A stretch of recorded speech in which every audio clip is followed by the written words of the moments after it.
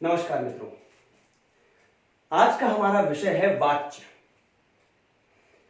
वाच्य का शाब्दिक अर्थ होता है बोलने का विषय।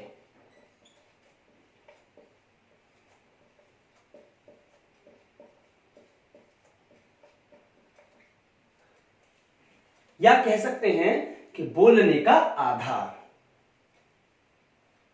कहने का तात्पर्य यह है, या कह लीजिए वाच्य की साधारण परिभाषा यह है कि जब वाक्य में यह ज्ञात हो कि वाक्य का विधान कर्ता है, कर्म है या भाव है, उसे वाच्य कहते हैं। जब वाक्य से यह ज्ञात हो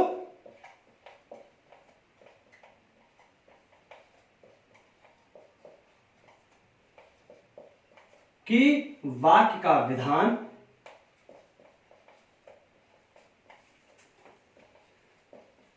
कर्ता, कर्म या भाव है, उसे वाच्य कहते हैं।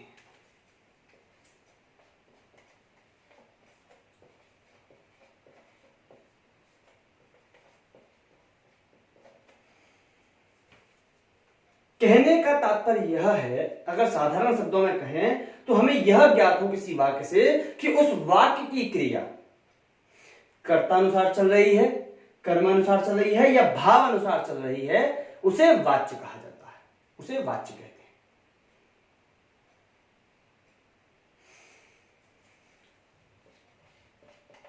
हैं। वाच्य के मुख्यतः दो भेद होते हैं।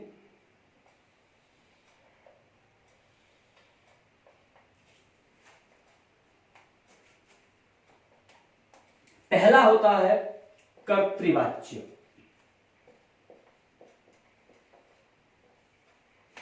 तथा दूसरा अकर्तृवाच्य।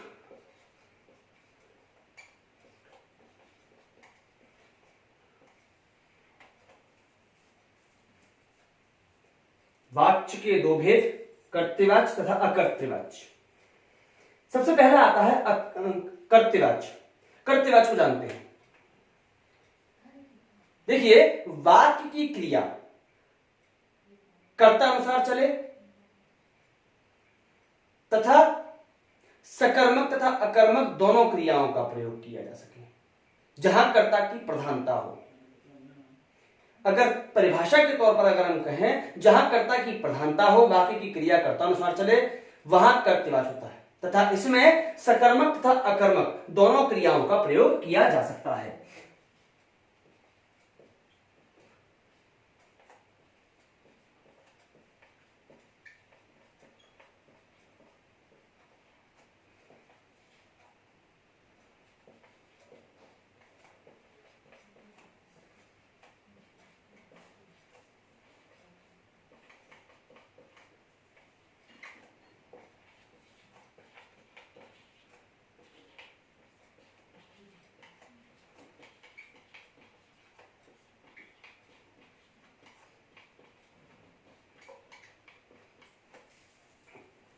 कर्ता की प्रधानता, क्रिया जो होगी वो कर्ता अनुसार चलेगी तथा सकर्मक या अकर्मक दोनों क्रियाओं का प्रयोग इसमें किया जा सकता है। अब बात आती है सकर्मक तथा अकर्मक क्रिया होती क्या है।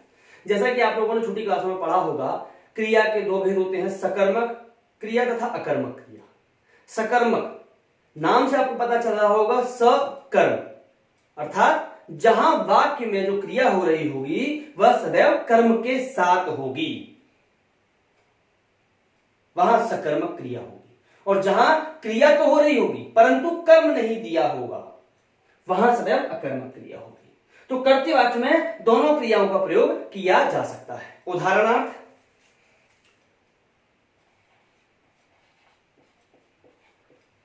राम पुस्तक पढ़ता है। राम पुस्तक पढ़ता है, तो यहां राम जो है वो करता है। कैसे है? क्योंकि यहां राम के द्वारा कार्य किया जा रहा है, तो यह राम जो है वह कर्ता हो गया हमारे पास।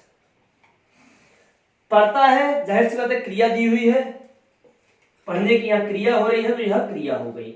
अब बात आती है पहचानने की कि क्या यह सकर्मक क्रिया है कि अकर्मक क्रिया है।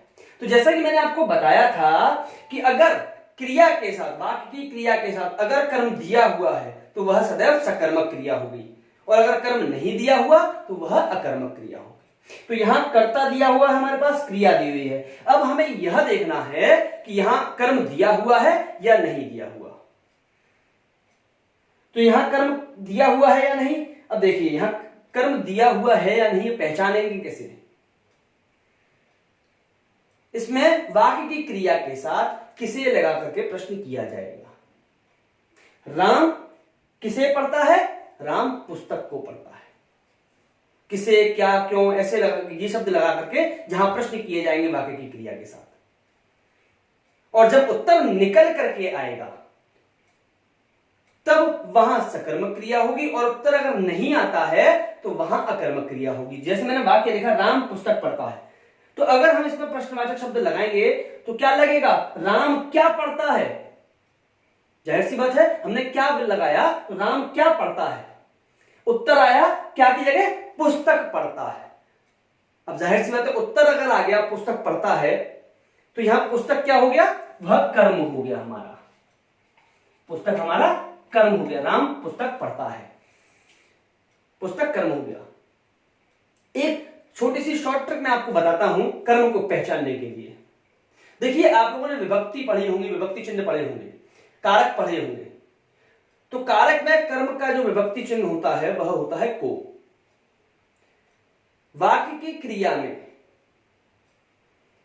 या वाक्य की क्रिया से पहले उस विभक्ति चिन्ह को लगा करके देखिए, अगर वह वाक्य बिल्कुल सही और सटीक बनता है तो समझ लीजिएगा वहां कर्म दिया हुआ है, और अगर नहीं बनता तो वहां कर्म नहीं दिया हुआ। एग्जांपल के तौर पर राम पुस्तक पढ़ता है, अगर मैं इसमें को लगाऊंगा वाक्य की क्रिया से पहले तो क्या लगेगा, राम पुस्तक को पढ़ता है।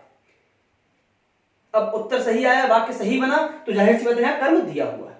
और अगर मैं यहां से पुस्तक हटा दूं, अगर मैंने पुस्तक हटा दी तो राम पढ़ता है, क्या पढ़ता है, कुछ नहीं पता, कोई उत्तर नहीं आया। राम क्या पढ़ता है, उत्तर नहीं आया, और जब उत्तर नहीं आया तो जाहिर सी बात है यहां कर्म नहीं दिया हुआ है, यह अकर्मक क्रिया हो गई। यह जो है अकर्मक क्रिया हो गई। क्रिया तो हुई लेकिन बिना कर्म की हुई। एग्जैक्टली क्या किया जा रहा है यह किसी को नहीं पता। तो जहां वाक्य की क्रिया के साथ अगर कर्म दिया हुआ हो तो वह सकर्मक क्रिया होती है, और जहां वाक्य की क्रिया के साथ कर्म नहीं दिया हुआ हो वहां अकर्मक क्रिया होती है। मैंने आपको बताया था वाक्य की क्रिया जो है कर्तानुसार चलेगी तथा कर्ता की प्रधानता होगी। कर्तृवाच्य पर आते हैं वापस से। कर्ता की प्रधानता, वाक्य की क्रिया कर्तानुसार तथा सकर्मक तथा अकर्मक दोनों क्रियाओं का प्रयोग हो सकता है। इसको तो हम नेग्लेक्ट करते हैं, सकर्मक तथा अकर्मक क्रियाओं का प्रयोग जो होता है उसको हम नेग्लेक्ट करते हैं। शुरुआत के 2 पॉइंट पकड़ते हैं। कर्ता की प्रधानता, कर्ता की प्रधानता से मतलब वाक्य की जो क्रिया होगी वह कर्ता अनुसार ही चलेगी। अगर उदाहरण के लिए अगर जो कर्ता हमारा दिया हुआ है अगर पुल्लिंग में दिया हुआ है, पुल्लिंग में अगर दिया हुआ है तो वाक्य की क्रिया भी पुल्लिंग में ही आएगी। अगर मैंने यहां कर दिया रमा पुस्तक, पुस्तक भी सेम रहा, मैंने खाली कर्ता को चेंज किया है, पुल्लिंग से मैंने स्त्रीलिंग में कन्वर्ट किया है। तो यहां क्या पुस्तक पढ़ता है आएगा, रमा पुस्तक पढ़ता है नहीं, यहां आएगा रमा पुस्तक पढ़ती है। तो वाक्य की क्रिया किसके अनुसार परिवर्तित हो गई, कर्ता के अनुसार परिवर्तित हो गई।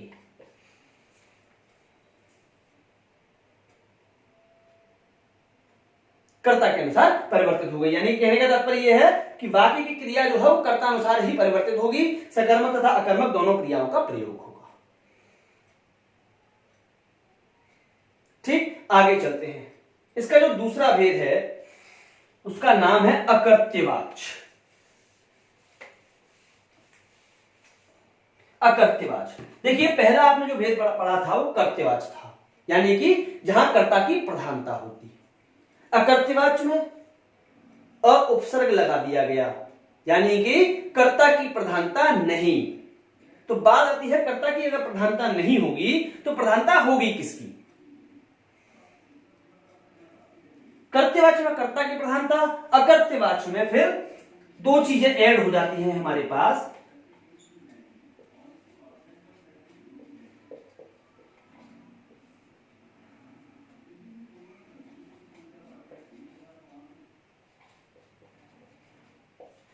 कर्मवाच्य तथा भाववाच्य, यानी कि अकर्तवाच्य में या तो कर्म की प्रधानता होगी या भाव की प्रधानता होगी। कुल मिलाकर के वाच्य के दो भेद, कर्तवाच्य अकर्तवाच्य, अकर्तवाच्य के भी दो भेद, कर्मवाच्य तथा भाववाच्य। अकर्तवाच्य में कर्ता की प्रधानता न होकर के कर्म या भाव की प्रधानता होती है। अब आते हैं कर्मवाच्य।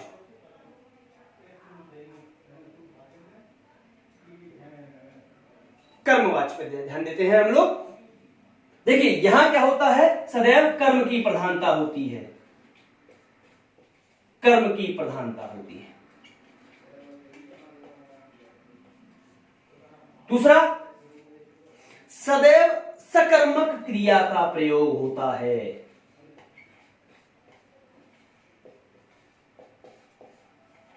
यहां सदैव सकर्मक क्रिया का ही प्रयोग होता है, यानी कि बाकी की जो क्रिया होगी वह कर्म के अनुसार ही परिवर्तित होगी तथा सकर्मक क्रिया का प्रयोग होगा। जैसे मैंने अभी उदाहरण दिया था आपको, राम पुस्तक पढ़ता है। इसी वाक्य को हम देखते हैं, राम द्वारा पुस्तक पढ़ी जाती है। राम द्वारा पुस्तक पढ़ी जाती है। अब यहां देखिए, कर्म दिया हुआ था, मैंने आपको बताया था पुस्तक, यहां कर्म दिया हुआ है। बाकी की जो क्रिया है वह अगर किसके अनुसार परिवर्तित होगी, वह कर्म के अनुसार परिवर्तित होगी। कैसे? अगर कर्म पुल्लिंग का दिया हुआ है,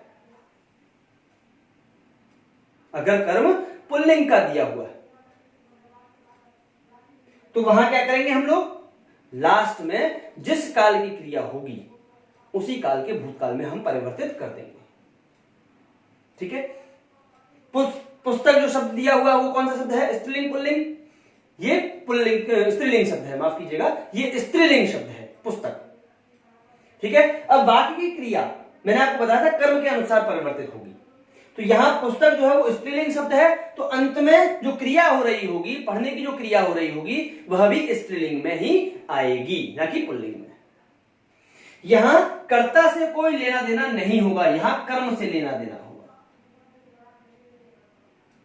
यानी कि वाक्य का जो कर्म होगा वह अगर पुल्लिंग में दिया हुआ है तो बाकी की जो क्रिया है वह पुल्लिंग में होगी, अगर स्त्रीलिंग में दिया हुआ है तो यहां स्त्रीलिंग में होगी। एक उदाहरण और लेते हैं, देखिए, राम द्वारा, अब मैं यहां जो है मैंने एक पुल्लिंग का शब्द यूज कर दिया, सेब। सेब कौन सा शब्द है, पुल्लिंग शब्द है। तो अब यहां क्या होगा, राम द्वारा सेब खाया जाता है, ना कि खाई जाती है। तो ये आपने अंतर देखा कि यहां हमने पुल्लिंग का शब्द रखा तो बाकी की क्रिया पुल्लिंग में आ गई, और हमने यहां स्त्रीलिंग का शब्द रखा तो यहां बाकी की क्रिया स्त्रीलिंग में आ गई। यही पहचान होती है कर्मवाच्य की, यानी कि यहां कर्म की प्रधानता होगी तथा सदैव सकर्मक क्रिया का ही प्रयोग होगा। अब आते हैं भाववाच्य पर। इसी बात को लेकर के हम लोग भाववाच्य पर पहुंचते हैं। भाववाच्य में क्या होता है, सदैव भाव की प्रधानता।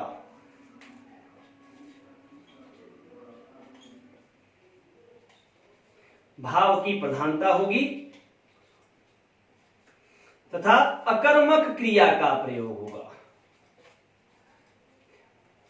यानी कि यहां भाव की प्रधानता होगी और अकर्मक क्रिया का प्रयोग होगा, अर्थात वाक्य की में क्रिया तो हो रही होगी लेकिन कर्म डिनोट नहीं किया गया होगा, कर्म नहीं दिया गया होगा।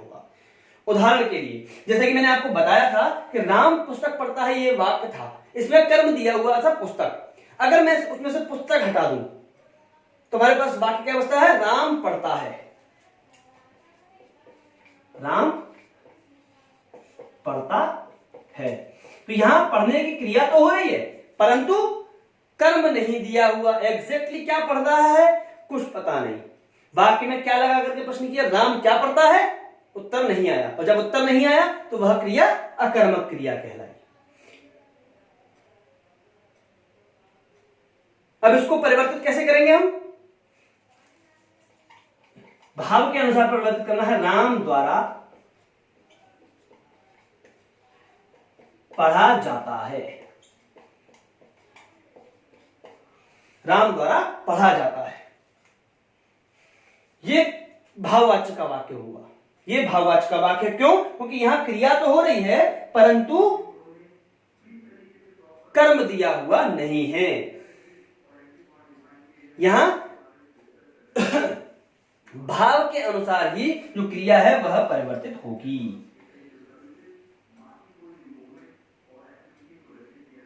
भाव के अनुसार ही क्रिया परिवर्तित होगी। सदैव अकर्मक क्रिया का प्रयोग किया जाता है। सदैव अकर्मक क्रिया का प्रयोग किया जाता है, यानी क्रिया तो होगी लेकिन कर्म दिया हुआ नहीं होगा। अब बात आती है परीक्षा की दृष्टि से। देखिए परीक्षा की दृष्टि से मैं आपको बता दूं, अगर पेपर में कर्तृवाच्य का अगर वाक्य दिया हुआ है तो वो सदैव आपसे या तो भाव में परिवर्तित करवाएगा या कर्मवाच्य में परिवर्तित करवाएगा। अगर कर्तृवाच्य का कोई वाक्य दिया हुआ है तो वह सदैव भाव में या कर्म में, दोनों में परिवर्तित करवा सकता है। आपको देखना यह है कि वहां कर्तृवाच्य में कर्म दिया हुआ है या नहीं दिया हुआ। अगर कर्म दिया हुआ है तो वो कर्मवाच्य में ही परिवर्तित होगा, जैसा कि एग्जाम में लिखा हुआ होता है। अगर कर्म नहीं दिया हुआ तो वहां भाववाच्य में परिवर्तित करवाएगा। परीक्षा की दृष्टि से देखा जाए तो पहचानने के लिए भी वाच्य आते हैं कि वाच्य को पहचानिए। तब आप कैसे पहचानेंगे, तब आप ऐसे पहचानेंगे, आप ये देखेंगे कि वाक्य में अगर कर्म दिया हुआ है तो वो दो वाच्य हो सकते हैं, या तो कर्तृवाच्य या कर्मवाच्य। और अगर कर्म नहीं दिया हुआ तो भी दो वाच्य हो सकते हैं, भाववाच्य और कर्तृवाच्य। अब आपको देखना यह है कि वाक्य की जो क्रिया है वो किसके अनुसार चल रही है, कर्म के अनुसार चल रही है या कर्ता के अनुसार चल रही है। कर्म के अनुसार चल रही है तो कर्मवाच्य, कर्ता के अनुसार चल रही है तो कर्तृवाच्य, अगर भाव के अनुसार चल रही है तो वो भाववाच्य। और अगर कोई भाववाच्य का वाक्य दिया हुआ है तो वह सदैव आपको कर्तृवाच्य में कन्वर्ट करवाएगा, इसके अलावा दूसरे में कन्वर्ट नहीं करवा सकता। और अगर कर्मवाच्य का दिया हुआ है तो भी कर्तृवाच्य में ही कन्वर्ट करवाएगा। कभी ऐसा नहीं होगा कि भाववाच्य को कर्मवाच्य में या कर्मवाच्य को भाववाच्य में परिवर्तित करवा दे। क्यों, क्योंकि इसका सबसे बड़ा कारण यही है कि कर्मवाच्य में सकर्मक क्रिया होती है तथा भाववाच्य में अकर्मक क्रिया होती है। अब बात आती है कन्वर्जन पर कि हम इसको कन्वर्ट कैसे करें, पहचाने कैसे कि कौन सा वाच्य है कौन सा नहीं। तो हम आते हैं इसको पहचानने के लिए तथा इसके कन्वर्जन पर, इसको कन्वर्ट करने पर।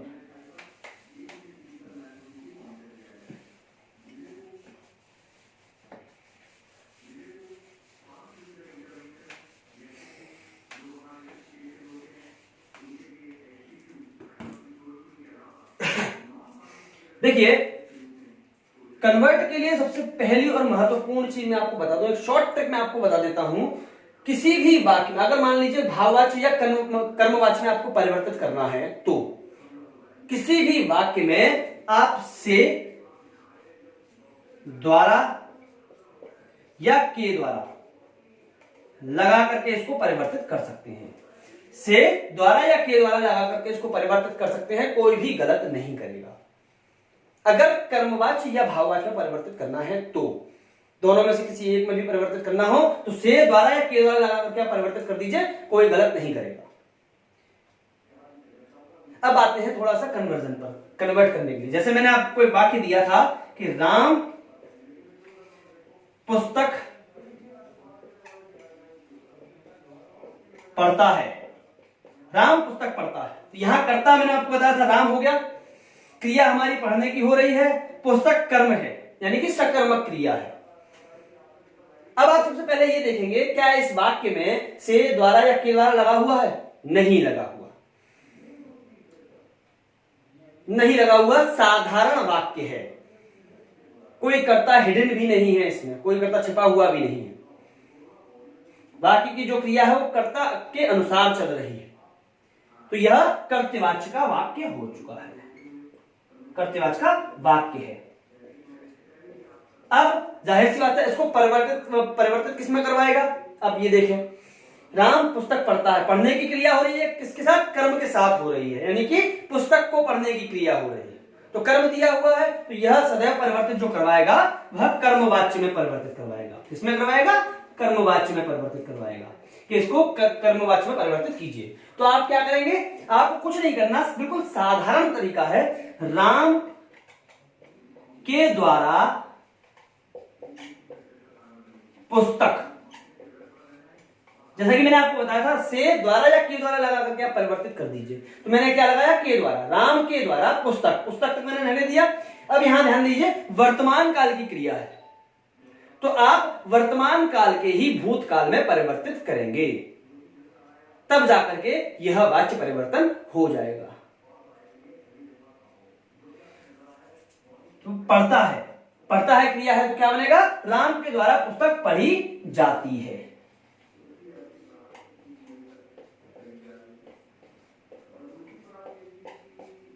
राम के द्वारा पुस्तक पढ़ी जाती है, यह कर्मवाच्य में परिवर्तित हो गया।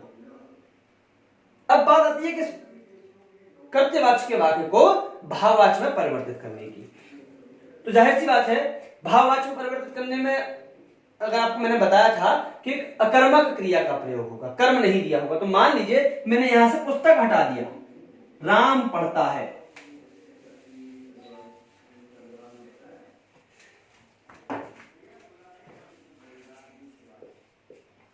राम पढ़ता है,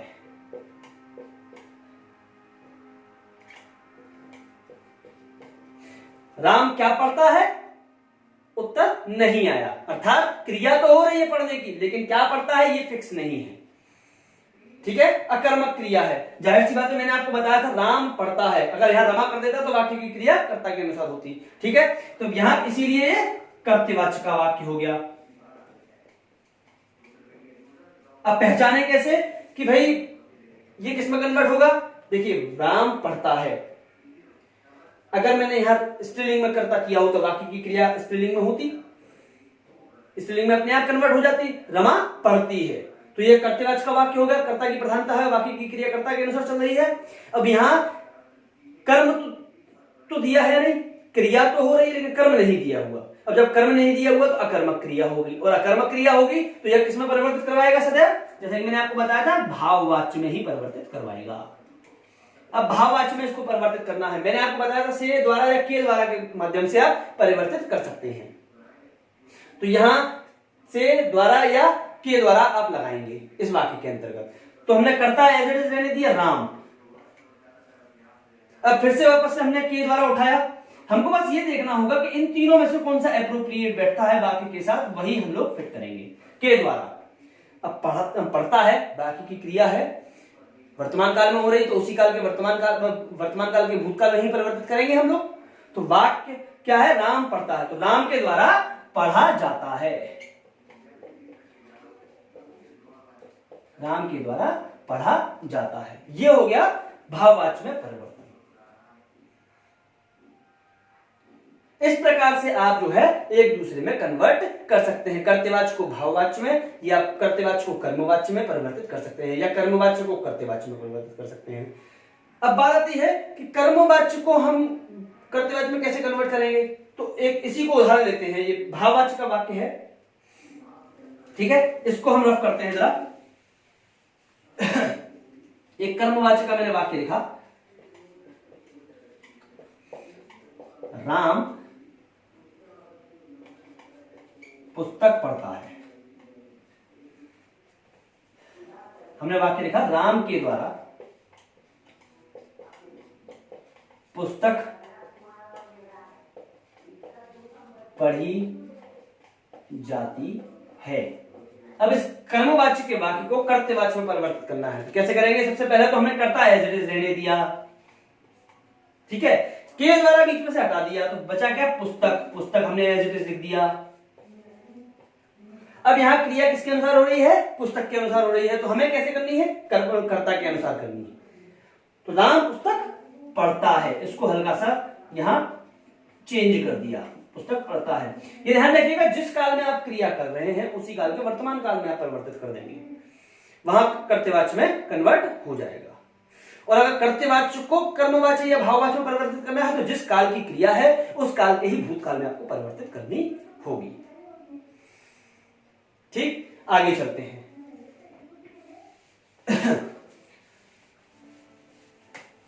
देखिए, बहुत से लोगों का कहना है कि भाववाच्य में सदैव नकारात्मक वाक्य ही आते हैं, परंतु यह जरूरी नहीं है। इसका एक उदाहरण मैं आपको देता हूं कि वाक्य है तैरा जाता है, तैरा जाता है। अब यहां देखिए, तैरा जाता है वाक्य है, यहां ना तो कर्ता दिया हुआ है, केवल और केवल तैरने की क्रिया हो रही है, यहां कर्ता दिया नहीं है। तो यहां क्या है? कर्ता हिडन है, छिपा हुआ है कर्ता। अब यहां इस वाक्य में कर्ता क्या लगाएंगे आप? वह तैरा जाता है। अगर वह लगाते हैं तो ये गलत हो गया, वाक्य सही नहीं बना। अगर मैंने यहां कर्ता लगाया उससे तैरा जाता है, मैंने कर्ता लगाया उससे तैरा जाता है,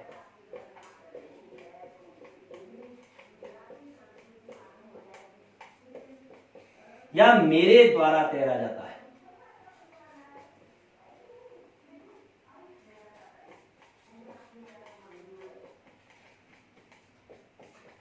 मेरे द्वारा तैरा जाता है। हमने दोनों तरीके से लिखा, उससे तैरा जाता है और मेरे द्वारा तैरा जाता है। दोनों ही सटीक बिल्कुल वाक्य जो है बने हैं, कर्ता लगाने के बाद दोनों वाक्य जो है सटीक बने हैं। अब हम पहचानेंगे कैसे कि तैरा जाता में कौन सा वाच्य है। देखिए, तैरा जाता है, क्रिया हो रही है, तैरने की क्रिया हो रही है, द्वारा लगा हुआ है, यहां से लगा हुआ है, ठीक है। तो जाहिर सी बात है ये किसमें होगा? कर्मवाच्य या भाववाच्य, इन दोनों में से कोई एक होगा। हमको ये देखना है यहाँ कर्म हो रहा है क्या? नहीं हो रहा, यहां केवल क्रिया हो रही है तैरने की।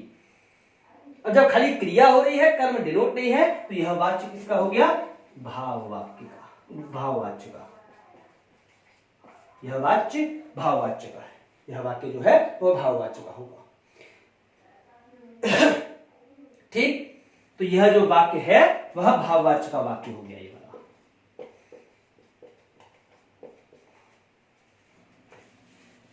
अब बात आती है इसको परिवर्तित करने की कि भाई इसको परिवर्तित कैसे किया जाए। तो हमने जो वाक्य बनाया था, मान लीजिए मैंने वाक्य बनाया था, अपने मन में सोचा था मेरे द्वारा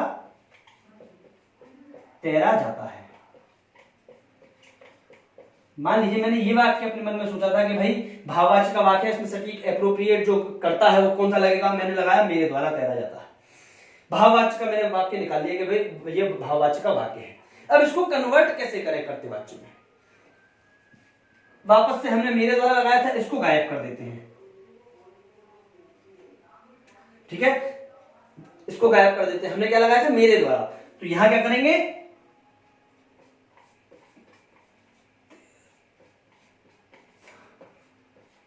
अब मेरे द्वारा लगाया था तो जाहिर सी बात है मेरे द्वारा लगाया था तो कर्ता क्या आएगा? मैं आएगा ना, मैं। अब इसके पीछे जो क्रिया लगेगी वो कर्ता के अनुसार लगेगी, तैरता हूं। तो हमने क्या लगाया? तैरता हूं। ये जो वाक्य बना तैरता हूं, ये कर्तवाच्य का वाक्य हो गया।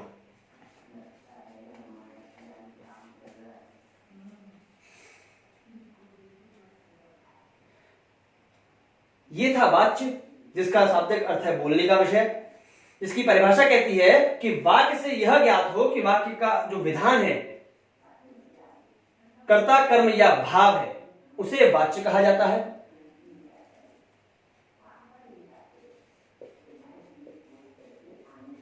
उसे वाच्य कहा जाता है। कर्तवाच्य के किसी भी वाक्य को से द्वारा या के द्वारा के माध्यम से परिवर्तित किया जा सकता है इजीली। इसके दो भेद होते हैं, कर्तवाच्य तथा अकर्तवाच्य। कर्तृवाच्य में सदैव कर्ता की प्रधानता, सकर्मक तथा अकर्मक दोनों क्रियाओं का प्रयोग तथा बाकी की जो क्रिया होगी वह कर्ता के अनुसार चलती है। अकर्तृवाच्य में कर्ता की प्रधानता न होकर के कर्म तथा भाव की प्रधानता होती है। कर्मवाच्य में बाकी की जो क्रिया होगी वह कर्म के अनुसार चलेगी तथा सदैव सकर्मक क्रिया का प्रयोग होगा, और भाववाच्य में बाकी की जो क्रिया है वो भाव के अनुसार चलेगी तथा सदैव अकर्मक क्रिया का प्रयोग होगा। तो ये था आज का हमारा विषय वाच्य, जो कि कक्षा 10वीं का पाठ है। आज के लिए इतना ही काफी है। धन्यवाद।